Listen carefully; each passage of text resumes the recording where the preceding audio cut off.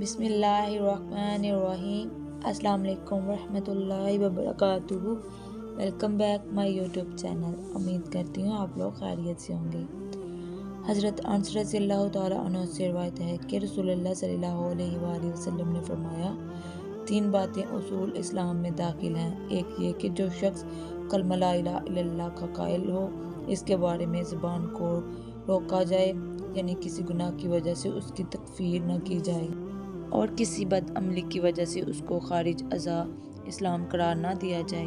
دوسری یعنی چیز اصول اسلام میں سے جہاد ہے، اور اس وقت سے جاری ہے جب مجھے اللہ نے رسول بنا کر بھیجا، اور اس آخری زمانے تک جاری رہے گا جب کہ اس امت کا آخری طبقہ دجال سے جنگ کرے گا۔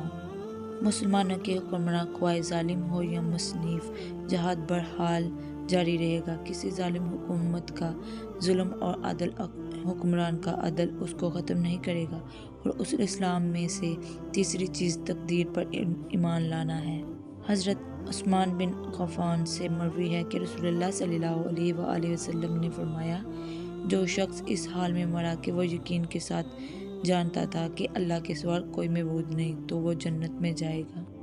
اس حدیث میں بھی لا الہ الا اللہ پر یقین ہونے سے مراد وہی دین توحید پر ایمان رکھنا ہے، اور دخول جنت کے وعدے کے مطابق بھی وہی ہے جو اوپر مذکورات ہوا کہ اپنے پورے اعمال نامے کے تقاضے کے مطابق اللہ کی رحمت سے ابتدا ہی میں یا گناہوں کی کچھ سزا باقی کر ہر صاحب ایمان جنت میں ضرور جائے گا۔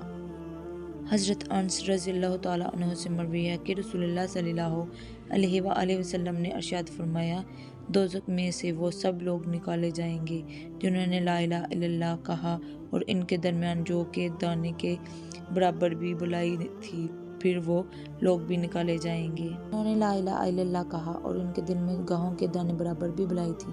اس کے بعد وہ لوگ بھی نکالے جائیں گے جنہوں نے لا الہ الا اللہ کہا اور ان کے دل میں ذرہ برابر بھی بلائی نہیں تھی۔ اللہ تعالیٰ ہم سب کو اپنے حفظ